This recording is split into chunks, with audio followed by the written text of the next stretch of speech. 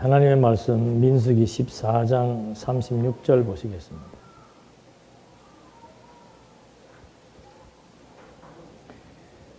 민수기 14장 36절.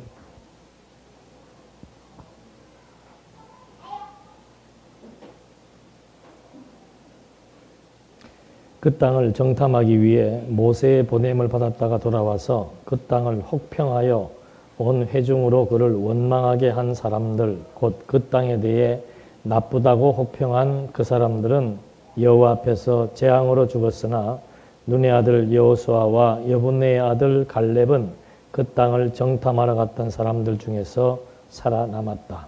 38절까지 우선 봉독해 드렸습니다. 광야에서 지금 1차 시련을 지금 하나님께서 진행해 나가시는 과정입니다. 1차 시련은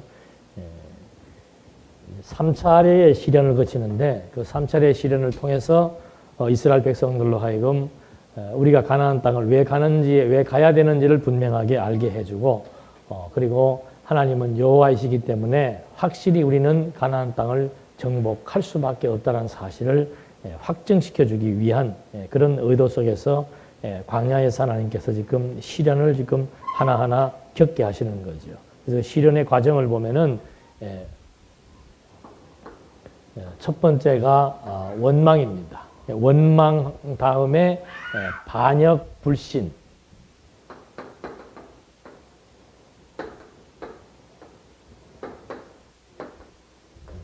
그 다음에 주례, 용서. 이게 이제 하나님의 시련 겪게 되어지는 과정이죠. 그러니까 제일 먼저 출발하는 것이 원망입니다. 주어진 그 범사에 하나님을 인정하지 않게 되면은, 하나님 인정하지 않는 것은 결국은 자기 욕심대로 모든 상황을 판단하고 분별하고 분석하고 한 결과니까 그대로 안 되어지니까 이제 그 상황에 대한 원망이 나오는 거죠. 원망으로 끝나는 게 아니고 그다음에는 실제로 주어진 모든 여건들에 대해서 반역을 하게 되는 겁니다. 모세와 아론을 부정하게 되고 세워진 모든 체제, 여건, 환경에 대해서 수납할 수 없다는 얘기죠. 그러다 보니까 결국은 불신적인 보고, 이스라엘 백성들 12명 정탐꾼 보내놨더니 어떤 마음의 창으로 상황을 보느냐, 하나님의 능력을 갖고 그 기준의 마음의 창으로 상황을 보면은 안 될 일이 없는 것이고 부정적인 상황이 없다고 그랬죠. 그러나 자기 욕심의 눈으로 상황을 바라보게 되니까는 안 된다. 이것은 나쁘다. 이것은 결코 나에게 유익하지 못하다. 이런 판단을 하게 되어지는 거예요. 그래서 하나님의 백성들에게는 유익하지 못한 것이 하나도 없습니다. 어떤 상황도 하나님께서 다 아름답게 섭리해 나가신다라고 하는 것. 그거 어떻게 알 수 있는가? 성경을 통해서 아는 거예요. 아까 애들 보십시오. 성경 속으로 들어간다고 그러잖아요. 성경 속으로, 성경을 통해서 알면은 그 다음에는 내게 주어진 삶에 대한 모든 역사를 해석할 수 있게 됩니다. 그러니까 성경을 통해서 하나님이 어떻게, 왜, 무슨 의미를 갖고 섭리해 나가시는지를 알면은 자기의 인생사도 그대로 해석이 대입이 되기 때문에 진짜 내 인생, 과거에 이런 아픔들이 오늘에 있어서는 이렇게 유익하게 작용하고 이용되고 유익한 정보고 나로 하여금 삶의 저력이 되게 하는구나. 그렇게 되는 것처럼 하나님 중심에서 봤을 때는 나쁜 것이 없는데 자기 중심에서 보니까는 원망하게 되고 반역하게 되고 주어진 상황에 대해서 불신적인 그리고 불신앙적인 눈으로 판단하고 분석하다 보니까 결국은 패배적인 삶을 살 수밖에 없는 거예요. 패배의식에 젖을 수밖에 없는 거예요. 그러니까 여러분도 주변에 친구를 만나도 그래요. 항상 부정적이고 패배의식에 젖어 있고 이런 사람들은 피곤해요. 그 사람 아무리 얘기를 해도 안 돼요. 왜? 근본이 바뀌지 않기 때문에. 그 사람 왜 그러는가? 자기 욕심대로 안 돼서 그런 거예요. 그러나 하나님 알면은, 하나님 아는 지혜만 딱 주어져 있으면은 그 지혜가 딱 작동하지 않게 되면은 이런 일들이 발생하지만은 지혜의 말씀을 듣기만 하면은 바로 생각나서 깨달아져서 얼른 원망했던 마음에서 만족이 생기고 반영하고 싶었던 그런 충동들이 딱 마음의 안정감을 얻게 되고 어떤 상황도 불신앙적인 눈으로 또는 부정적인 시각으로 바라보지 않게 되고 그러니까 긍정적인 사람이 되고 그런 사람들은 마인드가 다른 거예요. 아무리 열악한 여건 속에 주어져도 절대 좌절하고 실망하지 않고 정말 긍정의 눈으로 상황을 바라보고 하나님의 뜻을 기다리고 여호와를 의지해 나가는 이런 이제 멋있는 믿음에 속한 행위로 드러나게 되는데 그렇지 못할 경우에는 이런 경로 그대로 겪게 되는 거죠. 그러면 하나님의 백성들은 이게 지금 하나님께서 섭리해 나가시는 시련의 경로란 말입니다. 그럼 마지막에 어떻게 하시는가? 이게 이제 주어지는 징계죠. 어려움을 다 따끔하게 교육을 하신 다음에는 하나님께서 주례를 통해서 이게 정죄입니다. 주례를 통해서 용서해 주는 거죠. 용서해 주시는 이유가 뭔가? 왜 용서해 주는 거예요? 하나님의 직접적인 이유는 하나님의 언약 백성이기 때문에 여기 중요한 것은 뭔가? 언약 백성이라는 게 중요하죠. 내 백성이니까. 내가 나의 친백성으로 삼아서 내가 너희의 하나님이 되어주겠다고 열조와 약속한 백성이기 때문에 그 언약 백성들을 죄를 정죄하신 다음에 용서해 주셔야만 하나님 당신이 여호와로 존재하게 되고 하나님이 여호와로 믿을 만한 분이라는 사실을 백성들에게 다시 한 번 더 깨닫게 하기 위한 그런 의도에서 하나님께서는 이제 마무리를 용서로 마무리해 나가시는 겁니다. 그러니까 우리 걱정할 필요 없는 거예요. 설령 내가 지혜가 부족해서 여기에 있든 하나님께서 이제 지속적인 지혜의 말씀을 듣게 하면은 순간순간 돌이키게 되는 것이고 사람이 무뎌져 가지고 그냥 감각이 무뎌져 가지고 완전히 자기 욕심에 빠져 가지고 여기까지 가게 되더라도 염려할 필요 없는 것은 이제 하나님이 여기에 들어가서 탕자가 대주리간에 가가지고 만신창이가 되었을 때 아버지의 지혜의 말씀이 생각나게 되어져서 다시금 아버지의 집으로 돌아가게 되는 것처럼 여기에 있더라도 하나님은 결국 가서는 용서해 주어서 언약 백성이라고 하는 사실에 대한 자긍심을 갖게 해주고 하나님은 인간들의 어리석음과 관계없이 한 번 맺은 언약은 끝까지 지키시는 여호와라고 하는 사실을 알게 해주어서 정말 하나님은 성실하신 분이시구나. 하나님만은 정말로 우리가 믿을 만한 분이구나. 그걸 알고 여호와를 의지하고 여호와를 경외하게 만들기 위한 하나님의 시련의 과정과 결과라고 하는 사실을 우리가 안다면은 낭망할 거 없는 거죠. 완전한 인간이 어디가 있습니까? 누구든지 여기에 어느 선에 다 걸려들 수 있는 거란 말입니다. 그러나 좌절하지 않고 포기하지 않는 이유는 뭔가? 자기 자신을 학대하거나 패배의식에 젖지 않는 이유는 뭔가? 하나님이 함께 하시는 거예요. 예수님도 그랬잖아요. 내가 세상 끝날까지 너희와 함께 할 것이다. 그리스도가 함께 하니까 그리스도의 말씀을 통해서 우리들을 항상 지혜로운 말씀, 지혜롭게 해주어서 어떤 상황과 여건 속에서도 잊어버렸던 지혜가 생각나게 되면은 원망하는 마음이 도리어 모든 상황들을 그대로 받아들이게 되고 반역과 불신에 대한 고학스러운 그런 생각과 태도들이 하나하나 바뀌게 되고 교정을 받음으로써 정말 마음에 다시 한 번 더 평안을 얻고 힘을 얻고 여호와 의지하는 것만이 내 삶의 의미다라고 판단하고 결정할 수 있도록 하나님이 그렇게 섭리해 나가신다는 것이죠. 그래서 우리 하나님의 백성들에게는 전체를 바라볼 수 있는 시각도 띄어지고 오늘 내가 어떤 상황에 처해져 있더라도 그 상황 자체만에 급급해가지고 정말 좌절, 실망하지 않고 꿋꿋하게 일어설 수 있는 그 저력, 이게 진짜 성경 속에 있다는 거죠. 지금 어제도 제가 그 말 했습니다만은 야, 성경 왜 공부해야 되냐? 성경을 공부하게 되면 도대체 성경을 여러분들이 알면 뭐가 여러분들에게 좋을 것 같아 하고 물었더니 여러 가지 대답들이 다 나왔었는데 그 중에 정말 명답이 나왔다는 거 아닙니까? 지혜롭게 돼요. 그거 얻으면 다 얻는 겁니다. 그러니까 솔로몬이 기도할 때 하나님 앞에 뭘 달라고 그런 거예요? 지혜 얻으면 다 얻는 거예요. 사실은. 뭐 재물이 어떻고 명예가 어떻고 뭐 건강이 어떻고 지혜 얻으면 건강해져요. 지혜 얻으면 재물이 적어도 만족해집니다. 그게 제일 중요한 거 아닙니까? 재산이 많으면 뭐예요? 불평과 원망과 불신적인 그런 생각 가지고 사는 것보다는 조금 부족해도 만족하고 인정되고 용납되고 그런 것이 훨씬 더 행복한 것이죠. 그래서 이 지혜 이상 가는 것 없다는 거죠. 그래서 하나님께서도 그거 지금 백성들에게 확인시켜 주시기 위해서 과정의 내용들을 리얼하게 우리에게 다가오도록 하나하나 섭리해 주시는 것을 확인해 볼 수 있습니다. 그래서 10명의 부정적인 보고를 한 사람들은 재앙으로 죽게 만들고 여호수아와 갈렙만큼은 생존하게 해서 백성들로 하여금 확인시켜 주는 거죠. 39절 말씀에 모세가 이 말씀을 이스라엘 모든 자손에게 전하였더니 백성들이 매우 슬퍼하고 그들이 아침 일찍 일어나 산꼭대기로 올라가며 말하기를 보십시오. 저희가 죄를 지었으니 여호와께서 말씀하신 그곳으로 저희가 올라가겠습니다 하니 모세가 말하였다. 어찌하여 너희는 이와 같이 여호와의 명령을 또 어기느냐. 그 일은 성공하지 못할 것이다. 여호와께서 너희 중에 계시지 않으니 너희가 적들 앞에서 멸망하지 않도록 올라가지 마라.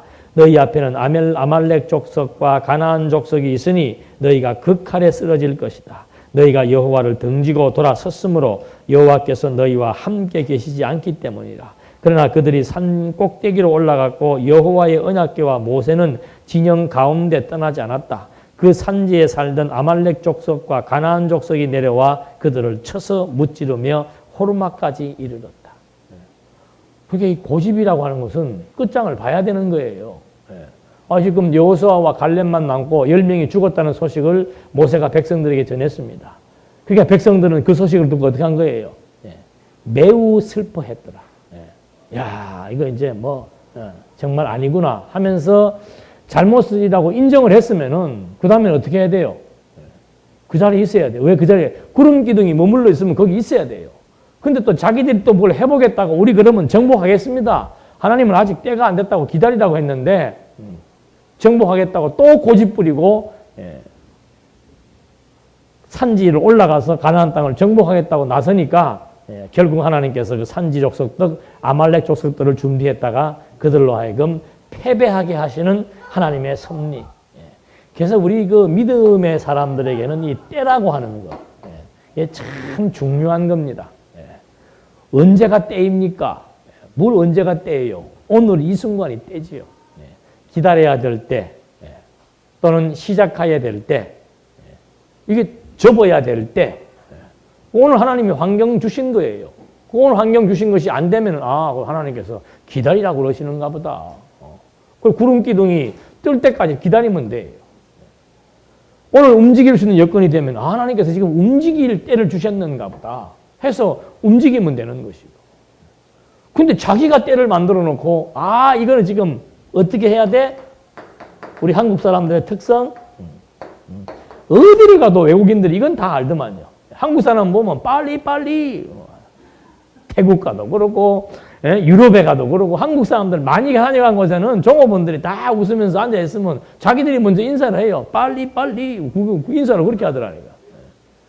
우리나라는 사실 기독교가 들어온 지 100년밖에 안 됐잖아요. 그러니까 하나님의 때를 모르고 자기 중심에 의해서 자기 계획에 의해서 자기가 자기 욕심으로 일을 추진하려고 하는 그런 관습의 문화에 젖어 있기 때문에 빨리라고 하는 조급함, 그게 패망의 선봉이 되는 거예요. 있으면 돼요. 왜 자기들이 또 빨리 먼저 올라가가지고 정복하겠다고. 정복도 하나님의 때가 돼야 정복하는 것이죠. 지금은 뉘우쳐라, 깨달아라 이 말입니다. 무엇이 잘못된 것인 줄로 깨닫고 이제 하나님께서 움직이는 대로 따라가면 되는데 깨달았다고 하면서도 또 자기 생각, 자기 고집이 앞서니까 하나님께서 이제 실제로 패배하게 만드시는 하나님의 섭리 역사. 패배했다고 또 좌절할 거 없어요. 또 하나님께서 때가 되면 세우고. 그게 예측불허입니다. 예측불허. 하나님의 백성들은 그래서 해바라기라는 말이 적절한 거예요. 그냥 하나님 인정하고 하나님 하나님 앞에서만 살아가면 되는 거예요. 그 제일 편한 거죠. 구름기둥 인도하는 대로 아무리 이래야 되겠다 저래야 되겠다 될 것 같죠. 하나님의 뜻이 아니면 안 되는 거예요. 이거 하면 될 것 같고 저거 하면 될 것 같고 이거 한번 해보다가 저거 한번 해보다가 안 돼요. 뜻이면 되고 아니면 아니다. 그 철칙만 가지고 오늘 주어진 여건 속에서 내가 최선을 다해서 할 수 있는 일이 무엇인지 그건 눈에 보이잖아요. 그거 열심히 하면 되는 거예요. 하다 보면 하나님께서 당신은 내가 여기 있으면 이미 여기의 일도 하나님은 다 준비해 놓으신 거예요. 앞서가서 준비해 놓으시면서 인도해 나가기 때문에 걱정 근심하지 말고 그냥 오늘 하게 되어진 일만 열심히 하시라니까. 공부하는 학생이 공부는 열심히 안 하고 자꾸 미래에 대한 것만 꿈꾸고 그냥 나는 저렇게 돼야 되는데 이렇게 돼야 되는데 한다면은 그러다가 1년 지나고 2년 지나고 3년 지나면은 머리에 채워지는 건 하나도 없고 머리는 텅 비어가지고 기술도 없고 실력도 없고 아무것도 없이 뭘 하기는 해요. 이게 하고 싶다는 생각이야 가질 수 있지요. 그거 하고 싶으면 열심히 하란 말입니다. 오늘 주어진 여건 속에서 열심히 하란 말이에요. 그게 하나님이 준비해 놓으시고 인도해 나가시는 하나님의 때를 알고 사는 사람들의 모습이란 말입니다. 우리 어른도 마찬가지예요. 자기 기준에서 자기 눈으로 특히 자식들을 평가하거나 자식들의 진로나 장래를 자기가 마음대로 인도하려고 하지 마란 말입니다. 된다 안 된다 빠르다 늦다 좋다 나쁘다 몰라요 사람 일. 어제도 사석에서 그런 말 했습니다마는 저도 군대에 가니까 그 얘기 하더라고. 요즘 쫄병들은 군기가 빠져가지고 이거 영 우리 때하고 달라 그러더니 내가 그 소리를 이제 말년되니까 또 실제로 그래요 걔네들이. 근데 한준이가 군대 가더니 한 1년쯤 있다가 요새 군대 애들 엉망이라 그래 속으로 아이고 참. 근데 그게 언제부터 나온 말인가? 함무라비 법전에 있답니다.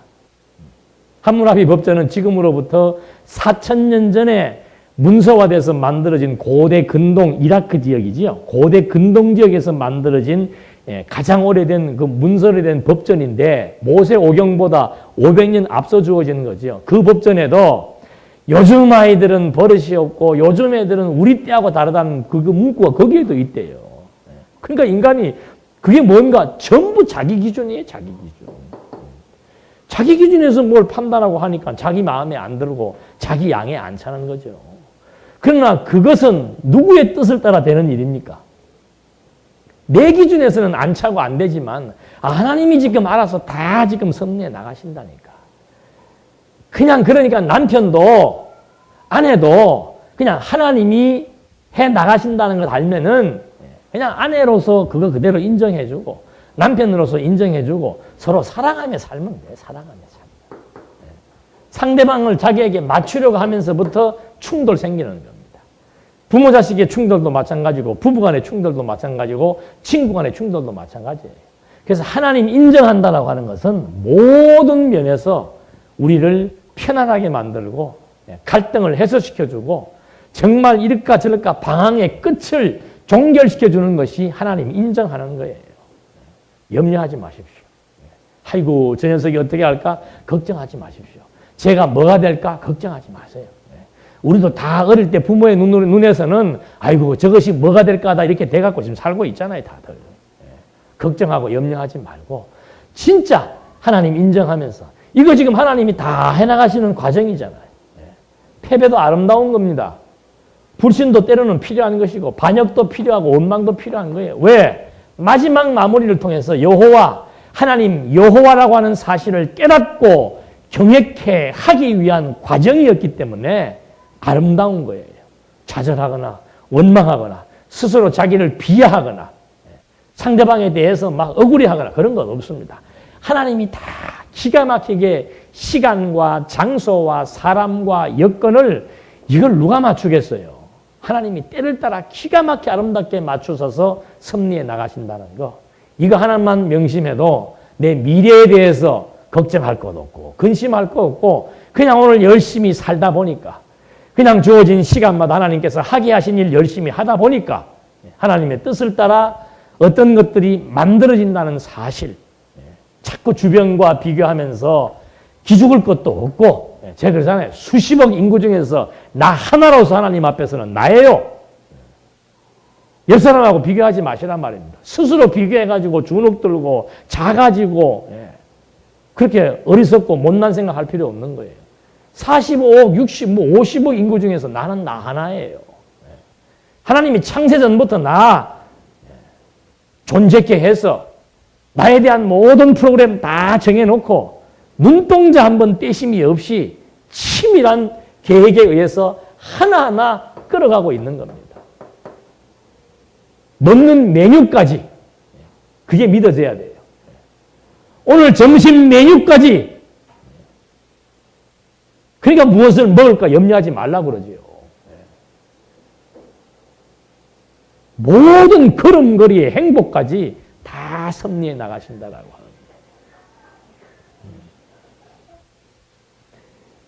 그래서 지금 우리 학생들 교환 학생도 있고 또 미래가 불투명한 가운데 우리 종아도 이제 다음 주이면 간다면서 본인도 염려할 것도 없고 부모도 염려할 것도 없어요. 부모가 진짜 품 안의 자식이란 말이 맞잖아요. 두 살 때까지만 끼지. 요거 벗어나서 걷기만 시작하면 눈동자 치뜨기 시작하고 오라 그러면 반항하고 오늘 규현이 말문 텄대요. 보니까 안녕하세요. 깜짝 놀랐어. 안녕하세요. 말문 트면서부터 이제 부모하고는 끝난 거예요. 말문 트면서부터는 죽으라고 말 안 들어요. 이제 그때부터. 하나님 앞에서 하나님 알고 경외하도록 어떻게 해야 이 친구의 그런 걸 알게 할 것인가. 부모는 그거 연구하시면서 애들 교육하면 되고 장본인들도 마찬가지. 염려할 것 없습니다. 미래 우리 모르잖아요. 몰라요. 그냥 열심히 살다 보니까 하나님께서 하나하나 되게 하신다는 거. 젊으니까 부딪히면 좋지 뭐. 젊으니까 아직은. 이런 세계도 맛보고 저런 세계도 맛보면서 거기에는 패배가 기다릴 수 있을지도 모릅니다. 엄청난 아픔이 기다리고 있을지도 모릅니다. 걱정하지 마시라 그 말이에요. 하나님은 때리고 어떻게 해요? 싸매고 다 허물어지게 했다가 세우시면서 내가 여호와인 줄 알리라. 그거 하나예요. 내가 여호와인 줄 알리라. 너는 내 백성이라. 내 자녀라. 내가 여호와인 줄 알리라. 그거 하나 얻어갖고 오면 됩니다. 제가 미리 예언할게요. 우리 가면 이제 그거 얻어갖고 올 거예요. 어떻게 얻어올지는 모르지. 어떤 과정인지는 모르지요. 처음에 막 성공해가지고 막 생각지도 않은 이 아이템이 생겨가지고 막 수억을 벌어가지고 금이 한양할 수도 있고 또 수억을 벌었다가 비행기 값도 없이 올 수도 있는 거고 그게 중요한 게 아니란 말입니다. 올 때는 여호와인 줄 지금보다 훨씬 성숙해져서 돌아온다라고 하는 거. 그게 우리의 설레임이에요. 우리 애들도 마찬가지고요. 여기서 공부를 하든 뭘 하든 실패를 하고 좌절을 하고 아픔을 겪고 괜찮아요. 다 괜찮아요. 왜? 그런 과정을 통해서 마지막 남은 결론은 어디에 귀착되는가? 여호와인 줄 알리라. 그것이 우리 인간의 본분이기 때문에 하나님이 우리를 창조하신 목적이 어디에 있는가? 여호와 알고 경외하게 하기 위해서 우리를 여기에 생존하게 한 거예요. 그걸 하나님을 모르는 자들 지혜가 없으면 알 길이 없는 거죠. 그러니까 인간의 본능적 욕구를 충족하기 위해서만 살 수밖에 없단 말입니다. 그러나 지혜가 주어지면은 하나님이 나를 이 땅에 왜 태어나게 했을까? 하나님이 나를 왜 지금 광야의 시련을 겪게 했을까? 하나님이 나를 지금 왜 지금 이리저리 돌리고 계실까? 답이 나오잖아요. 여호와인 줄 알리라. 그거 이상 우리에게 위로가 되고 그거 이상 우리에게 안정감이 주어지고 그거 이상 든든한 후원자라고 하는 것이 없다는 사실. 이걸 우리가 실제 삶을 통해서 확증케 되는 것. 광야의 시련 과정과 아주 유사한 내용이지요. 그래서 결국은 그들이 패배를 하게 되는데 15장에 넘어가니까 여호와께서 모세에게 말씀하셨다. 너는 이스라엘 자손에게 말하여 그들에게 일러라. 내가 너희에게 주어 살게 할 땅에 너희가 들어가서 여호와께 화제나 번제나 소원을 갚는 희생이나 자원하는 제사나 정한 절기제를 드릴 때 소나 양으로 여호와를 기쁘시게 하는 향기가 되게 하여라. 여호와께서 자기 예물을 드리라는 자는 고운 가루 10분의 1 에바에 기름 4분의 1 한 4분의 1 흰을 쓴 곡식 제물로 드리고 번제나 다른 제사로 드리는 제물이 어린 양 한 마리면 부어드리는 제물로 포도주 4분의 1 흰을 준비하고 혹 수양이면 너는 곡식 제물로 고운 가루 10분의 2 에바에 기름 3분의 1 흰을 섞은 것을 준비하여 부어드리는 제물로 포도주 3분의 1 흰을 들여서 여호와를 기쁘시게 하는 향기가 되게 하여라 하면서 여호와 앞에 이제 제물을 드릴 것, 제사를 드릴 것에 대한 종류와 분량을 명해주고 있는 겁니다. 그러니까 이스라엘 백성들로 하여금 이런 이제 상황이 주어졌을 때 불신앙적인 보고에 의해서 백성들이 그 불신앙적인 보고를 그대로 수용하고 하나님을 원망하고 모세의 지도자를 원망을 하고 그 다음에 모든 상황들에 대해서 불평과 불만을 하고 결국은 10명 정탐꾼이 죽고 그들이 그 사실에 대한 잘못된 것을 깨닫고 나서는 또 생각이 앞서서 또 자기들끼리 정복하겠다고 나서다가 전쟁에 의해서 패배하는 그런 어려움을 통해서 진짜 우리가 어리석은 죄인이구나 하는 사실을 깨닫고 자기들의 잘못이 무엇인 줄을 깨닫게 하신 다음에 제사의 규례를 통해서 그들에게 하나님의 은혜, 하나님이 여호와라고 하는 사실, 하나님의 약속은 인간의 불신과 원망과 패배와 관계없이 반드시 이루어진다라고 하는 것. 너희는 내 백성이라고 약속했기 때문에 이 백성은 끝까지 하나님의 백성이에요. 그래서 한 번 언약은 영원한 언약이다.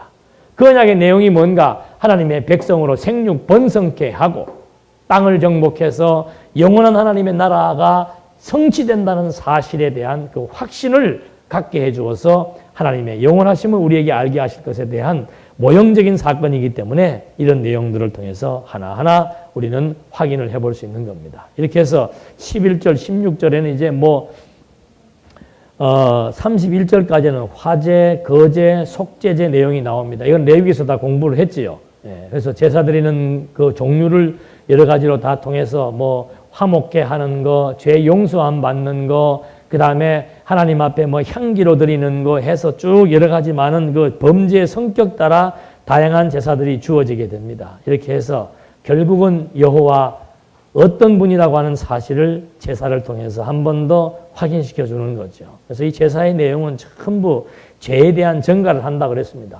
제물에 대해서 죄에 대한 전가를 하고 그런 다음에 그 제물을 불태워서 여호와 앞에 드림으로 말미암아 온 백성들의 죄가 용서함 되는 것. 그래서 그리스도도 역시 마찬가지요. 죄 있는 육체를 입고 이 땅에 오셔서 십자가에 죽으시고 부활하심으로 말미암아 의의 몸을 입고 자기 백성들의 죄를 용서해서 자기 백성들에게 새 생명을 부과하실 것에 대한 그리스도의 사역에 대한 모형적인 예표로서 우리에게 주어지는 겁니다. 이렇게 하시고 난 다음에 이제 32절에 보니까 15장 32절에 이스라엘 자손들이 광야에 있을 때 안식일에 나무하는 사람을 발견하였다. 그 나무하는 자를 발견한 자들이 그를 모세와 아론과 온 회중에게 데려왔으나 그에게 어떻게 해야 할지를 받지 못하였으므로 그를 가두니 여호와께서 모세에게 말씀하시기를 그가 반드시 죽어야 할 것이니 온 회중이 진 밖에서 그를 돌로 쳐 죽여라라고 하셨다. 여호와께서 모세에게 명령하신 대로 온 회중이 그를 진 밖으로 끌어내고 돌로 치니 그가 죽었다. 그러니까 지금 이렇게 제사를 드려서 용서함을 받았잖아요. 받았는데 무슨 사건이 발생했는가 하면은 안식일에 뭐 한 거예요? 나무한 거예요. 요즘 말하면 안식일 날 뭐 한 거예요? 뭐 했다고요? 장사한 거예요. 쉽게 얘기하면. 그러니까 성경에 있잖아요. 여러분 하나님 앞에 죄 용서함을 받아도 그리스도의 피로 말미암아 죄 용서함을 받아도 안식일을 안 지키면 뭐 하는 거예요? 돌로 맞아 죽지는 않더라도 어려움이 주어지게 됩니다. 하는 말을 신학적 의미로 또 재해석해서 설명할 수도 있는 거예요. 맞잖아요. 그리스도의 십자가로 말미암아 어떻게 됐어요? 죄 용서함 다 받았습니다. 죄 용서함 다 받았는데도 뭘 안 지키니까? 안식일을 안 지키니까 하나님께서 이 모세와 그 당시의 지도자들은 이 사건을 어떻게 처리해야 될지를 모르는 거예요. 그래서 그냥 가도만 나왔더니 하나님께서 모세를 불러가지고 야, 저 친구 안 된다. 돌로 쳐 죽여라. 그럼 결국은 돌로 때려 죽이는 그런 처형법에 의해서 사형 선고를 받게 만들어 버리겠죠. 그래서 오늘날 교회에서도 다른 거는 안 지켜도 뭐는 지키는 거예요? 첫째, 안식일. 두 번째 뭐예요? 예? 11조. 그 다음에 세 번째 뭐예요? 예? 성전. 그러니까 이걸 쉬운 말로 풀면은 나와라, 돈 내라, 집 짓자. 이건 제가 한 말이 아니고 그 김영호 교수가 한번 신문 칼럼에 한번 냈더라고요. 제가 한번 인상적으로 지금도 기억이 나는데 우리는 이제 이거 종교적인 걸 말하면 안식일 12조 성전 얘기하지만은 사회인들이 볼 때는 안식일은 어디에 나오는 거예요? 교회에 나오는 거잖아요. 나와라. 11조는 뭐예요? 돈 내는 것이고. 그 다음에 그거 갖고 뭐 하는가? 집 짓는 공사하는 거죠. 지금도 그래서 이게 교계 이슈가 된 것이 무슨 교회예요? 큰 교회가 뭐 몇백억인가? 뭐 하여튼 거의 조에 가까운 돈이라고 그래요. 그 돈으로 지금 예배당 건축하는 문제 때문에 교계 이슈가 돼가지고 막 공격들을 하고 그러는데 그 공격하는 교회가 어딘가 하면 자기네 교회도 몇백억씩 하는 교회예요. 그 사람들은 왜 공격하는가? 자기보다 더 큰 교회 지으니까 식이 나서 하는 거고. 그러니까 이거 하나 잘못 해석해버리면은 이거 뭐예요? 어떻게 해석해야 돼요? 하나님께서 안식일을 왜 구약 때 주신 겁니까? 그걸 알아야 되지. 이 사건을 뭐 하라고? 잊어버리지 않고 기억나게 하려고. 뭐 하면서? 쉬면서. 하루 쉬면서 아, 오늘 왜 쉬는가? 쉰다는 것은 육체적인 노동을 금한다는 거예요. 이 시대는. 금방 느낄 수 있잖아요. 6일 동안 쭉 하고 열심히 일했는데 오늘 하루 쉬는 거예요. 오늘 왜 쉬어야 되는가? 바로 생각할 수 있지요. 쉬면서 생각하라 이 말입니다. 근데 쉬면서 생각하지 않고 무엇에 대해서? 여호와에 대해서 생각하지 않는다는 것은 그건 안 된다 이 말입니다. 그래서 구약 때는 안식일을 지키지 않았을 때에 대한 처벌, 안식일의 중요성은 그 당시에는 육체의 노동으로부터 휴식인데 그 휴식을 통해서 출애굽하게 하신 여호와, 범죄한 자들을 용서해 주신 여호와, 이걸 지금 기억하게 하는 겁니다. 그러니까 육체적인 면에서도 그래요. 너무 일에 막 너무 시달리고 피곤하면은 뭐 생겨요? 마음에 짜증나잖아요. 그건 현상적인 얘기하는 거예요, 지금. 6일 동안 일하고 하루라도 쉬어야 되는 이유가 뭔가? 너무 일만 계속해버리면 몸이 막 힘들기 때문에 짜증이 나고 불평이 생기고 하게 되는 거죠. 그런 것처럼 이건 구약이니까 모형적으로 주어진 거니까는 육신적인 것들로 그대로 설명을 하는 것이고 오늘날은 뭔가 신령적인 의미예요. 심령의 평안을 얻지 못하면은 뭐예요? 짜증, 불평, 원망, 반역 이것이 또 표출되게 되는 거죠. 그런 의미에서 이 안식이라고 하는 것은 그리스도로 말미암아 주어질 참 안식에 대한 모형입니다. 그러니까 성도들에게 제일 중요한 것은 뭔가 그리스도를 믿어 그로 말미암아 주어지는 안식을 누리는 것. 그거 이상 가치로운 것이 없는 거죠. 그리스도를 믿지 않는다는 것은 결국은 죽음의 형벌을 받는 거예요. 그리스도를 믿지 않음으로 받게 될 죽음의 형벌에 대한 모형이지 오늘 우리가 안식일 지키지 않음으로 받게 될 형벌이 아니라는 거예요.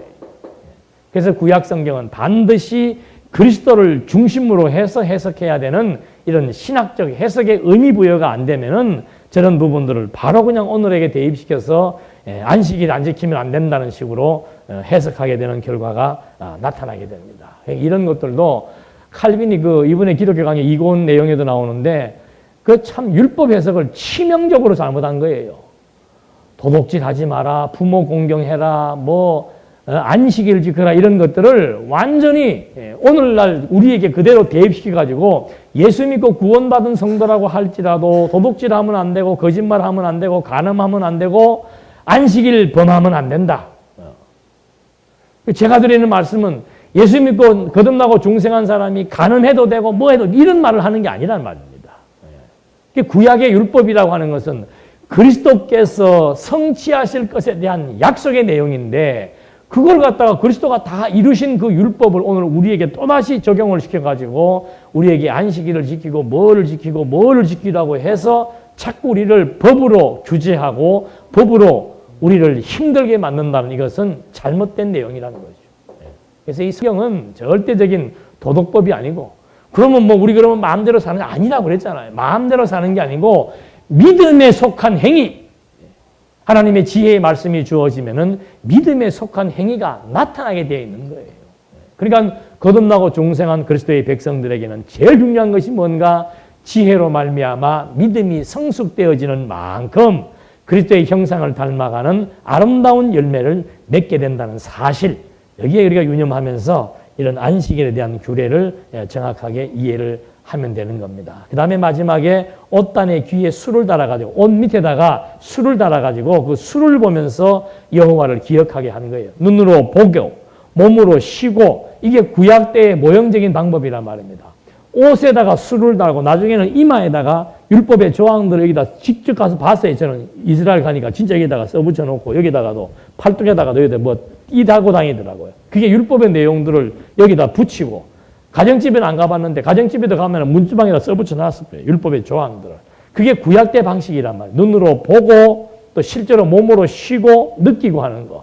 이건 전부 영적인 것에 대한 하나의 모형이지요. 그래서 구약 때는 옷술에다가, 특별한 옷에다가 술을 달아가지고 그걸 보면서 하나님 여호와의 힘을 기억나게 했다면은, 지금은 이런 눈으로 보는 것 정도가 아니고 아예 생각, 마음 자체를, 의식을 바꾸어서 여호와 하나님이 어떤 분이신지를 기억하게 만드는 더 진보된, 더 명확한 신령적 지식에 의해서 주어진다는 사실을 확인해 볼 수 있었습니다. 이제 광야에 대한 2차 실현, 다음 시간에 하도록 하겠습니다. 기도하시겠습니다. 은혜와 사랑이 풍성하신 하나님 아버지, 오늘도 주어진 시간과 여건 속에서 정말 이스라엘 백성들은 광야의 체험을 통해 하나님 여호와의 힘을 깨닫고 확증한 것처럼, 오늘 우리에게 주어진 여러 가지 삶의 정황들을 통해서 우리 역시도 지혜로 말미암아 하나님이 뜻을 따라 아름답게 인도하신다는 사실을 알고 여호와만 의지하면서 심령의 평안을 누리며 살아갈 수 있도록 인도해 주시옵소서. 예수님의 이름으로 기도드립니다. 아멘.